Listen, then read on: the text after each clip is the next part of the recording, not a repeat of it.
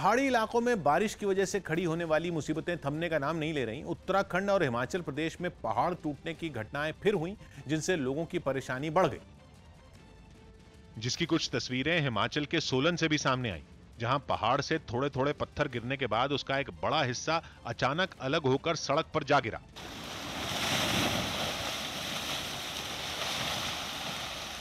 कुछ ही देर हुई थी, तभी थोड़ा और बड़ा हिस्सा टूटकर पहाड़ से अलग हो गया। इतनी तेजी से मलबा नीचे गिरा कि कोई भी सहम जाए।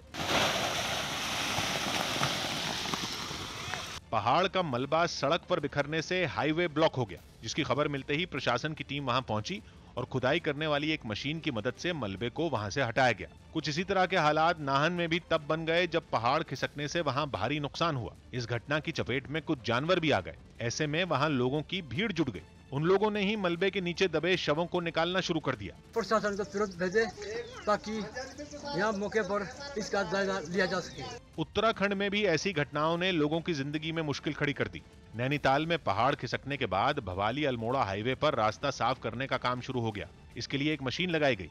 वहां जिला प्रशासन ने खतरे वाली जगहों पर लोगों को अलर्ट करने का इंतजाम पहले से ही कर रखा है। यहाँ पे लगातार पत्थर गिरते हैं, वहाँ पे या फिर स्लाइड आता है, ऐसे जगहों पर हम लोगों ने बोर्ड्स वगैरह भी लगा रखे हैं। रुद्रप्रयाग में भी पहाड़ टूटने से ऋषिकेश बद्रीनाथ हाईवे पर मलबा इकट्ठा हो गया। धीमे धीमे छोटे छोटे पत्थर मिट्टी के साथ गिरते रहे। उन्हें देखकर ऐसा लगा जैसे पानी के साथ बहती रेत हो।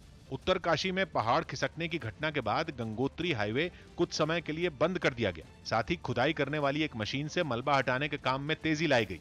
सौभाग्य की बात है कि मौसम विभाग के मुताबिक उत्तराखंड के चमोली, बागेश्वर और अल्मोड़ा के अलावा बाकी सभी जिलों में 1 जून से अब तक सामान्य से थोड़ी कम बारिश ही हुई है। और हिमाचल प्रदेश के लाहौल स्पीति में तो मौसम विभाग के हिसाब से सूखा पड़ा हुआ, जबकि वहां भी लोग बाढ़, मिट्टी और चट्टाने खिसकने से तबाह हैं। जिसका एक ही मतलब है कि पहाड़ों पर बरसात सामान्य चाल से नहीं बल्कि एक झटके में हो रही, जो जलवायु परिवर्तन का डरावना संकेत है।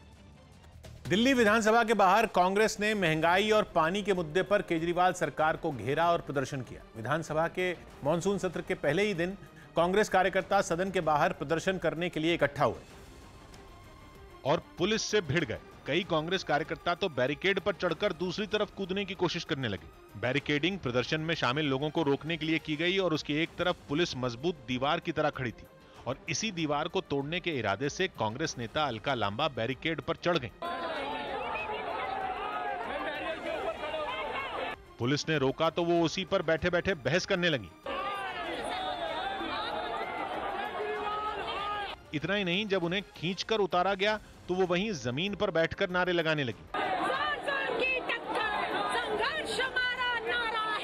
इस बीच दूसरे कांग्रेस कार्यकर्ता और दिल्ली कांग्रेस के अध्यक्ष अनिल चौधरी भी बैरिकेड पर चढ़ गए और उन्होंने वहीं से केजरीवाल पर हमला किया। और अरविंद केजरीवाल कहते हैं सब कुछ ठीक है, सब कुछ ठीक नहीं है, इसीलिए हम सड़कों पर हैं। अनिल चौधरी और दूसरे प्रदर्शनकारी लगातार दूसरी तरफ कूदने की कोशिश में लगे रहे, लेकिन पुलिस को चकमा नहीं दे पाए। वो बैरिकेड पर चढ़ तो गए लेकिन दूसरी तरफ नहीं जा पाए। कई कार्यकर्ताओं को तो पुलिस वालों ने धक्का देकर नीचे गिरा दिया। लेकिन आक्रामक अंदाज में दिख रहे कांग्रेस कार्यकर्ता फिर से खड़े हो गए और आगे बढ़ने की कोशिश करने लगे।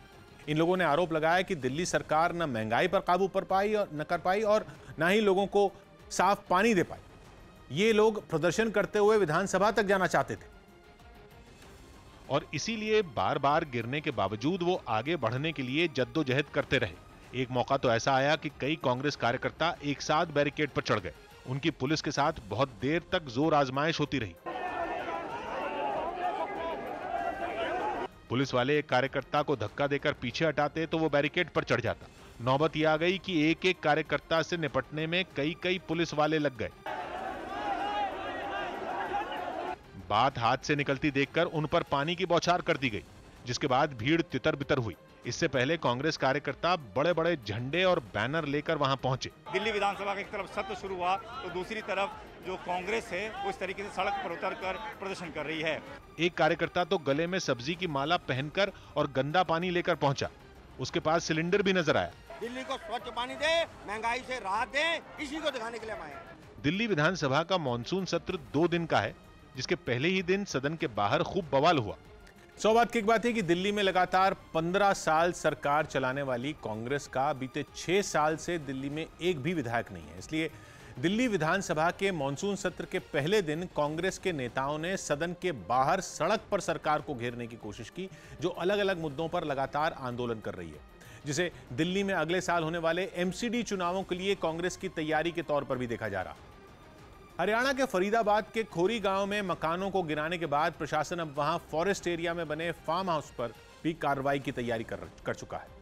न्यूज़ 18 के हरीश गौड़ की रिपोर्ट है कि जंगल की जमीन पर करीब 500 हेक्टेयर में बनी इमारतों की पहचान कर ली गई है, जिनमें शिक्षण संस्थान, मंदिर और 130 फार्म हाउस शामिल हैं, जो नेताओं, जजों, अफसरों और उद्योगपतियों के बताए जा रहे हैं। सुप्रीम कोर्ट के आदेश के मुताबिक प्रशासन ने इन सभी को एक नोटिस भेजा और अगले 4 दिन में अपने निर्माण को खुद तोड़ने के लिए कहा। ऐसा नहीं होने पर प्रशासन की ओर से कार्रवाई की जाएगी, जिसका खर्च भी इन इमारतों के मालिकों से वसूला जाएगा। तो वहीं जंगल की जमीन पर बने दूसरे निर्माणों का सर्वे कराने के लिए ड्रोन की मदद ली जा रही है, ताकि सुप्रीम कोर्ट की ओर से जिला प्रशासन को दी गई 4 हफ्ते की डेडलाइन के भीतर जंगल की जमीन को खाली कराया जा सके। उसी कड़ी के अंदर उनको आइडेंटिफाई करने का और उनके खिलाफ नोटिस इशू करने के बाद में उनको तोड़ने का काम हम शुरू करने जा रहे हैं। देश में ट्रेन हादसों को रोकने के लिए बनाई गई एक खास स्वदेशी तकनीक ट्रेन कोलिजन अवॉइडेंस सिस्टम को विदेशों में बेचने की तैयारी रेलवे कर रहा है। न्यूज़ 18 के चंदन जजवाड़े की रिपोर्ट है कि TCAS नाम की इस तकनीक में कुछ बदलाव के बाद इसे विदेशी बाजारों में बेचा जाएगा। इसके लिए रेलवे ने एक कमेटी बनाई है जो TCAS में जरूरी सुधार की सलाह देगी। दावा किया जा रहा है कि देश में तैयार ये तकनीक काफी सस्ती है और कई दौर के ट्रायल के बाद इसे हैदराबाद के पास 600 किलोमीटर के एक रेल रूट पर लगाया भी जा रहा है, जिसे जल्द ही देश के दूसरे व्यस्त रूटों पर ट्रेन हादसों को रोकने के लिए लगाया जाएगा। TCAS तकनीक एक ट्रैक पर 2 ट्रेनों से उनके आसपास आते ही सिग्नल देकर ड्राइवर को अलर्ट कर देती है, ताकि वो वक्त रहते ट्रेन को रोक सकें। यही नहीं, अगर ड्राइवर ट्रेन को नहीं रोकता है तो अपने आप ही ट्रेन में ब्रेक लग जाती है। खालिस्तान समर्थक संगठन सिक्स फॉर जस्टिस एक बार फिर किसान आंदोलन की आड़ में दिल्ली में हिंसा भड़काने की साजिश रच रहा है। न्यूज़ 18 के दीपक बिष्ट की रिपोर्ट है कि इस साजिश को अंजाम देने के लिए सिक्स फॉर जस्टिस की ओर से किसानों को भड़काऊ मैसेज भेजे जा रहे हैं, जिनके मुताबिक 15 अगस्त को 26 जनवरी जैसी घटना दोहराने के लिए किसानों को उकसाया जा रहा है और कहा जा रहा है कि एक बार फिर बड़ी संख्या में किसान ट्रैक्टर पर सवार होकर लाल किला पहुंचे और वहां होने वाले कार्यक्रम में खलल डालें। इस साजिश का पता चलते ही सुरक्षा एजेंसियां अलर्ट हो गईं और वो किसान आंदोलन में शामिल हो रहे लोगों पर पैनी नजर रख रही हैं। इसके अलावा खबर है कि कुछ आपराधिक तत्व भी किसानों के बीच घुसकर अपने खतरनाक मंसूबों को कामयाब बनाने की फिराक में हैं। इसी साल 26 जनवरी के मौके पर किसानों की ट्रैक्टर रैली लाल किले तक पहुंची थी, जहां पर जमकर उत्पात उन्होंने मचाया था। उसका जो सरगना है गुरु पतवंत सिंह पन्नू, उसने एक बार फिर गीदड़ भभकी दी है। इसको देखते हुए इस बार लाल किले में खासी तैयारियां की जा रही हैं, क्योंकि दिल्ली हाई कोर्ट ने कोरोना संकट के दौरान अवैध तरीके से दवा और ऑक्सीजन की जमाखोरी के मामले में ड्रग्स कंट्रोलर डिपार्टमेंट को फटकार लगाई। न्यूज़ 18 के अमित सिंह की रिपोर्ट है कि दिल्ली हाई कोर्ट ने 2 टूक कहा कि वो ऐसे समय में लोगों को मदद करने वालों के खिलाफ मुकदमा चलाने की अनुमति नहीं दे सकता जब राज्य सरकार लोगों को ऑक्सीजन नहीं दे पाई थी। उसने ड्रग्स कंट्रोल डिपार्टमेंट को फटकार लगाई और उससे कहा कि लोगों की सहायता करने वाले नेताओं को निशाना बनाना दुर्भाग्यपूर्ण है, क्योंकि अगर इसी तरह से मुकदमे दर्ज होते रहे तो दिल्ली के आधे गुरुद्वारे, मंदिर, चर्च और राजनीतिक पार्टियां इसके दायरे में आ सकते हैं, क्योंकि मुश्किल वक्त में सबने लोगों की मदद करने की कोशिश की थी। अदालत इस बात से नाराज दिखी कि इस मुद्दे को सियासी नजरिए से देखा जा रहा। कोर्ट में कोरोना संकट के दौरान बीजेपी सांसद गौतम गंभीर पर लगी होर्डिंग के मामले पर सुनवाई हो रही थी, जिस पर अदालत ने कहा कि गौतम गंभीर ने गैर जिम्मेदाराना तरीके से दवाएं तो बांटी थीं, लेकिन उनकी नीयत सही थी। इस मामले पर अगली सुनवाई 5 अगस्त को होगी। केंद्र सरकार ने मेडिकल परीक्षाओं में आरक्षण पर एक बड़ा फैसला लिया। न्यूज़ 18 के जनक दवे की रिपोर्ट है कि ऑल इंडिया कोटे के तहत मेडिकल परीक्षाओं में ओबीसी वर्ग के छात्रों को 27% आरक्षण दिया जाएगा, जबकि आर्थिक रूप से कमजोर यानी कि ईडब्ल्यूएस वर्ग के छात्रों को 10% आरक्षण मिलेगा। ये जानकारी खुद केंद्रीय स्वास्थ्य मंत्री मनसुख मंडाविया ने ट्वीट करके दी और लिखा कि इस फैसले से मेडिकल और डेंटल शिक्षा में प्रवेश के लिए ओबीसी और ईडब्ल्यूएस वर्ग के करीब 5,500 छात्रों को फायदा होगा। प्रधानमंत्री ने भी इस मुद्दे पर ट्वीट किया और लिखा कि इस फैसले से देश के हजारों युवाओं को आगे बढ़ने का बेहतर मौका मिलेगा। 2 दिन पहले ही पीएम ने इस मामले में एक समीक्षा बैठक की थी और आरक्षण का यह मसला जल्द सुलझाने को कहा था, जिसके बाद यह अहम फैसला लिया गया। इससे पहले राज्यों के मेडिकल कॉलेजों में आरक्षण का फायदा केवल अनुसूचित जाति और अनुसूचित जनजाति को मिल रहा था।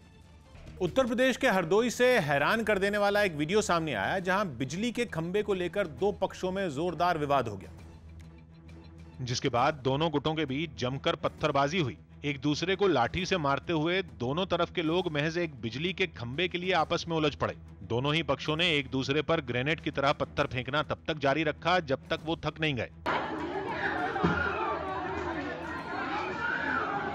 दावा है कि एक पक्ष के घर के सामने बिजली का खंभा लगाने से शुरू हुई बहस देखते ही देखते हिंसक झड़प में बदल गई, जिसमें महिलाएं भी पीछे नहीं रहीं।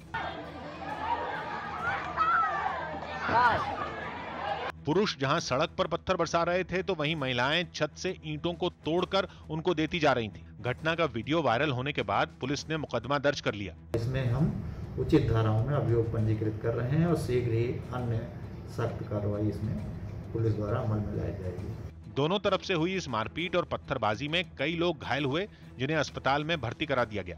सौभाग्य की बात है कि हम लोगों को 24 घंटे बिजली तो चाहिए, लेकिन बिजली का खंभा हमारे घर के सामने लगे ये हमें मंजूर नहीं होता। और हम लोग तो ये भी समझने के लिए तैयार नहीं होते कि शहर की सड़क या गांव की गली किसी की निजी प्रॉपर्टी नहीं होती, जहां बिजली विभाग अपनी जरूरत भूलकर हम लोगों की पसंद के हिसाब से काम करेगा। और हरदोई में तो बिजली विभाग सीन में ही नहीं था और पड़ोसियों में सिर्फ उठबल हो गई।